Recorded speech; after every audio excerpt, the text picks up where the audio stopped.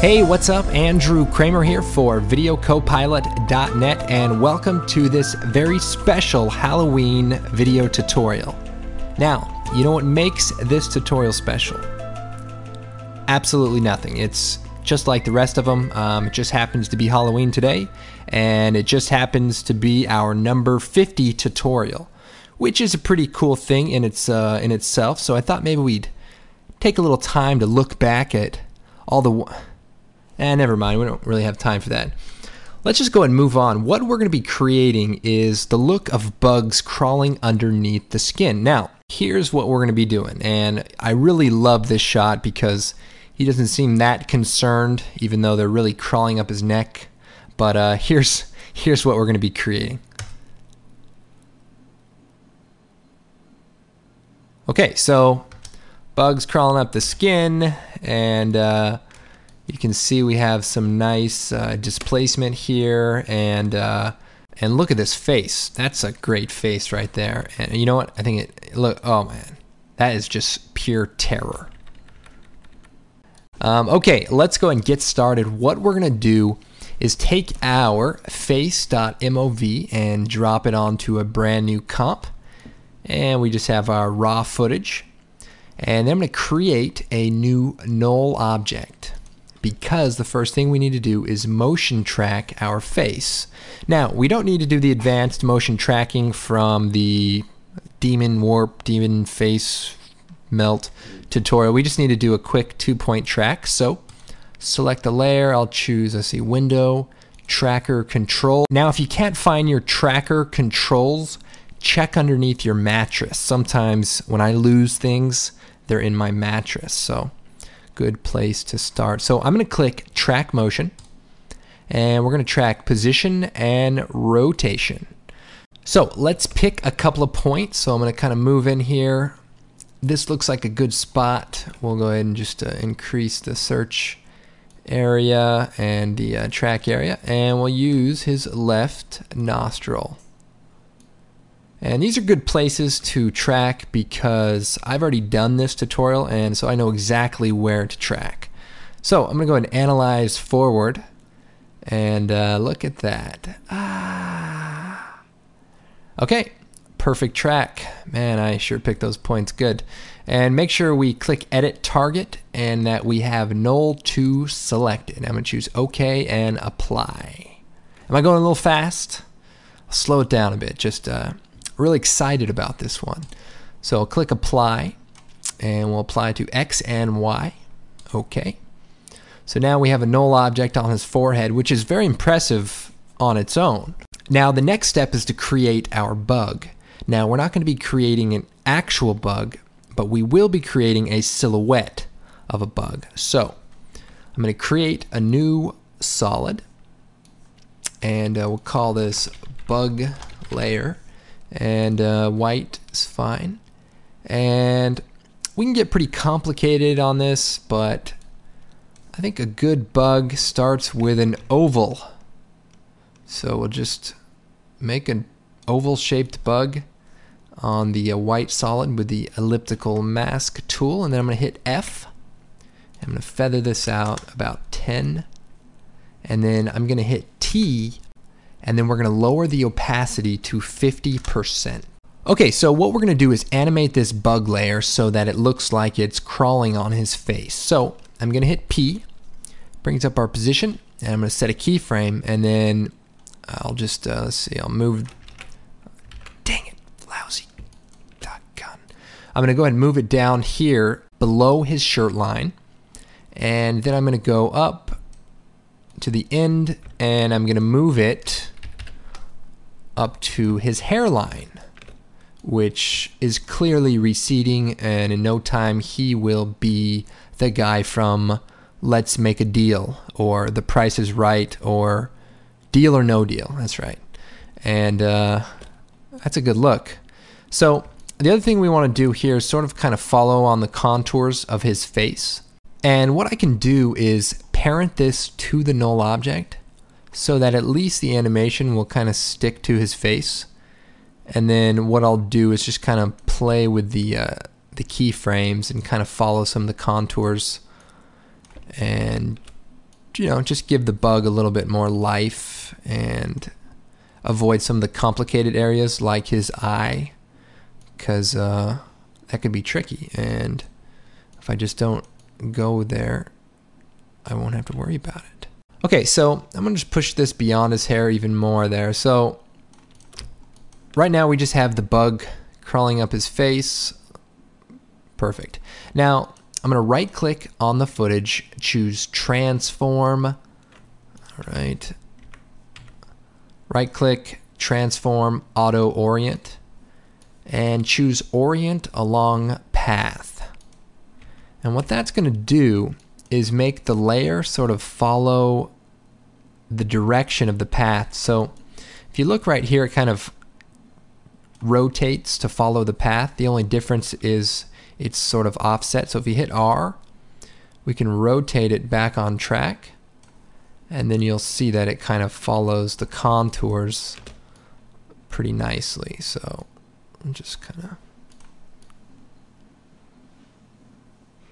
Okay, so there's our bug crawling up the skin. Now the next step is to pre-compose this. So we'll select the bug layer and the null object and choose layer pre-compose. And we're going to move that into a new comp. And this is our bug mat. And I'll choose OK. So the technique we're going to take a look at today is sort of a procedural way of creating things underneath the skin, with sort of a displacement. And we can add a bunch more bugs into that comp and make it look like they're crawling all over his face. But we're going to start out with just the one. And then I'll go and shut the layer off. I'm going to go to my effects and presets, and we're going to type in glass. And there's a great plugin called CC Glass. And it comes on your After Effects install DVD in Core Effects. It should come with CS3. So what I'm going to do is take that and apply it to my face. And wow, we get this crazy wild thing. This effect, I think we've used it before, and it creates kind of a cool organic look. Wow, that is impressive. But what we're going to do is click on the Surface tab in the Effects Controls, and we're going to change the bump map to our bug mat. Aha! So now we're sort of getting somewhere. Not perfect, but somewhere. And we want to change the property to alpha. And that way it kind of follows the transparency that we have inside of the bug mat. Now we can go ahead and set this up a little bit. So what I'll do is, let's see, we can bring the height down. The trick here is just kind of playing with the settings to get what you're looking for. You're going to have a completely different shot, and you're going to have to try to match these settings, so I suggest you kind of play with it. Here we have a light source, which I guess is over here to the left, and it's like a sunset, I think. And so we just have a little bit of shadow on this side, and it's pretty soft. So there's no real harsh shadows, but we do want to kind of keep the light source in that direction. So I'll go and play with some of the settings here. I'm going to bring the softness down because we already have the softness in our transparency of our bug mat layer. And for the displacement, we'll bring that down to maybe 25. We don't want it to be too bubbly, so 25 looks good. And then the light, we want to change the direction of the light to match our scene. So kind of up and to the left looks pretty good. And then we can change the height of the light. So as you can see, we sort of create a much more realistic, direction. Now, you're going to notice that we're losing brightness on the image, but don't worry about that. Just try to get the lighting to look correct. And once you do, then we can go to the shading controls and we can increase the ambient light or the diffuse light to re-brighten your image. Now, this little hotspot, little highlight there, is called a specular. And that sort of makes things look like plastic or glass. So we're going to bring that down, but we want a little bit. So if I bring it up, it looks too shiny. So what we can do is increase the roughness, and that'll sort of smooth it out. And then we can bring the specular down. And so that way we just create sort of a little bit of a highlight. Now I'm going to bring the height down just a little bit, and let's see.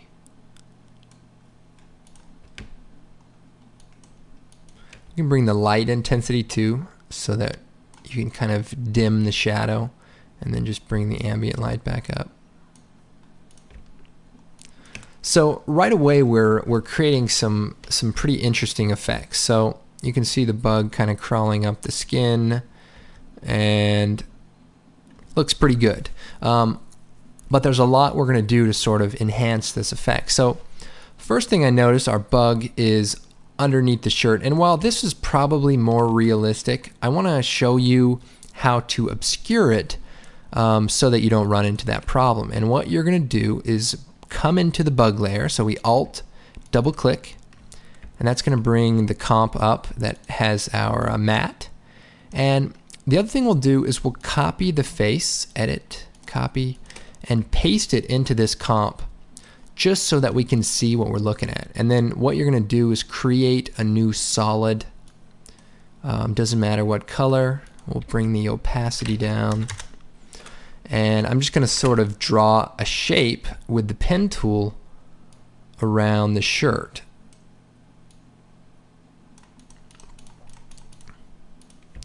And then also around his hair.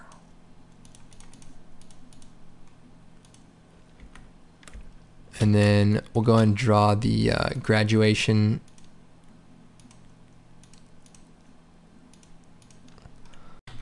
And maybe a horn, just for good measure. Okay, we don't really need to do all that, but basically you want to draw a shape around the area you want to obscure. And then we're going to parent it to the null. And so now that mask is going to sort of stay connected. And then change the transfer mode, let's see, transfer mode to silhouette alpha. And what that does is cuts everything out underneath this layer. Let's see. So when that bug gets down here, you're going to see it sort of disappears. Now, the reason why this is such a powerful technique is because this layer moves, and you can't animate masks as well as you wish you could. And so what you sometimes want to use is a track matte instead. But by using the silhouette alpha, you don't have to track matte a bunch of layers together. And if you understand what that means, great. If not, don't worry about it. The bottom line is we can use this one layer to basically cut all of the pixels outside of the area that we don't want. Anyway, back to the face comp. So now you can see it sort of obscures itself, and you can feather these masks out as well. Let's see.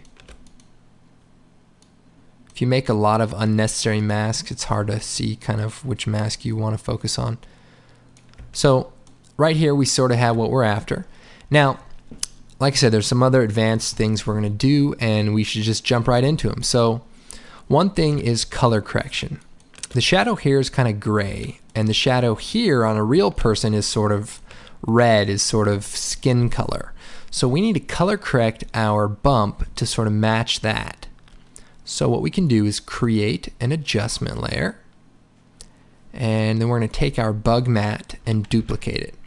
Now the great thing about this is we're using the same composition for all of our effects, and so that if we change this composition, it will update for all of our effects.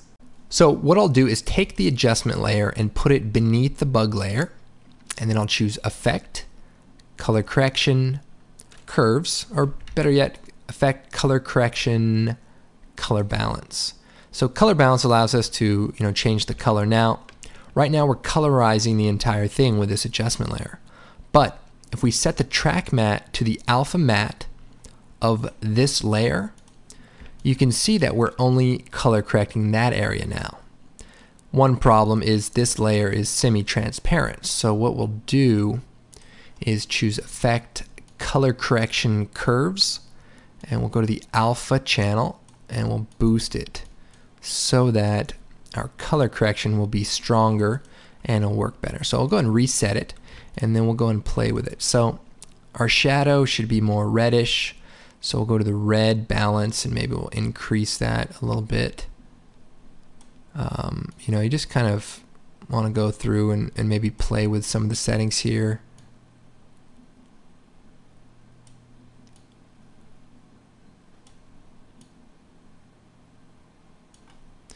And then you also want to go and, you know, make sure your other settings are adjusted. And then we can also add just a regular, you know, brightness, you know, dim it out,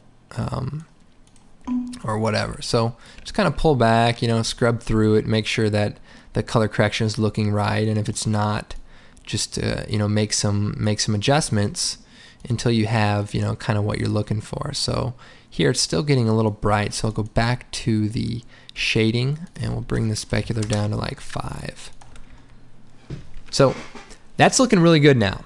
And the other thing we want to do is maybe add a soft shadow. Now this is a little trickier, but definitely a necessary part of this composition. So again, I'm going to duplicate our matte, which is our layer, and I'm going to choose Effect, let's see, Generate Fill, and I'll fill it with black.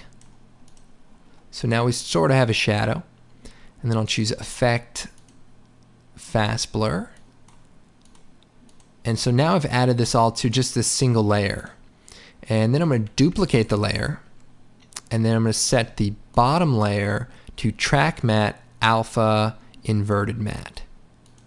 So instead of using the alpha of the layer above it, use the inverse of it. So then if I take this layer here and move it over to the right, you can basically see that it gets hidden by that area. But what we want to do is just kind of bring it down and then blur it out a little bit, and maybe move it over, and then change the transfer mode to overlay, maybe bring the opacity down a little bit. So the idea here is just we want to kind of create just a soft shadow, and that looks pretty good. Also, if we take our adjustment layer and our matte that has our color correction, we can put that on top, and that way our color correction is above everything here. So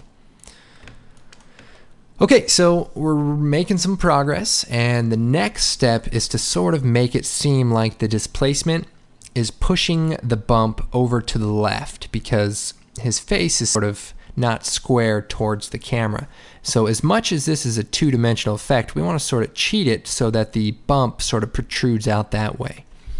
So to do this is a little trickier, and I'm going to duplicate the matte, and I can, let's see here, we'll call this the color correction matte.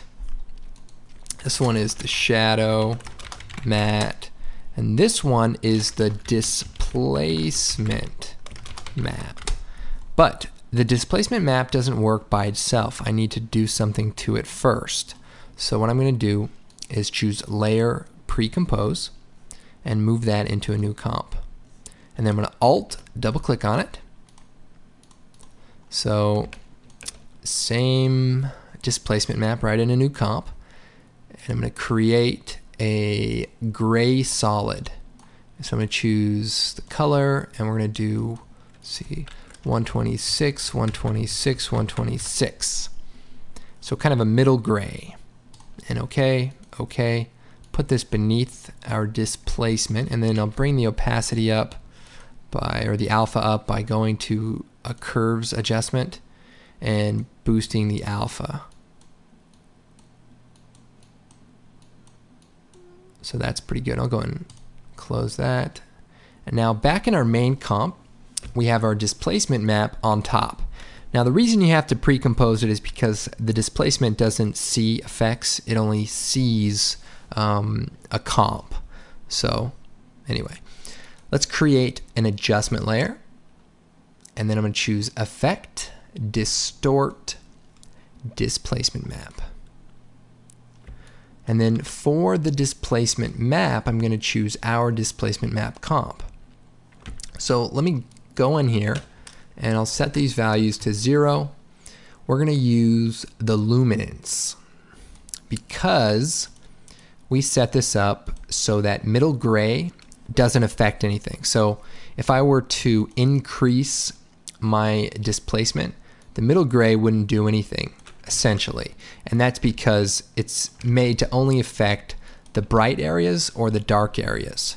Anyway, the point is you want to use that gray so that it doesn't affect the layer. So now we are only affecting that area, and look what we're doing.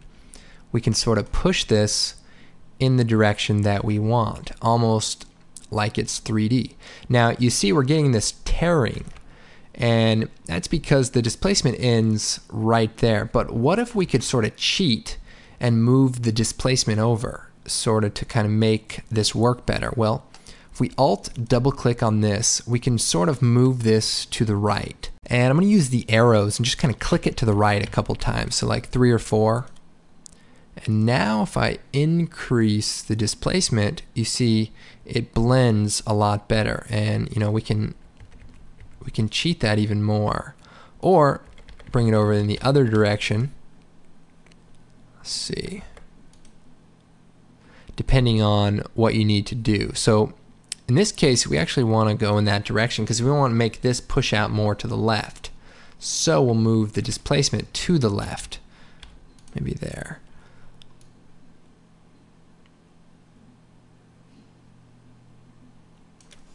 Now the other thing you want to do is just be careful. You don't want to do it too much, but that way it just kind of pushes it over.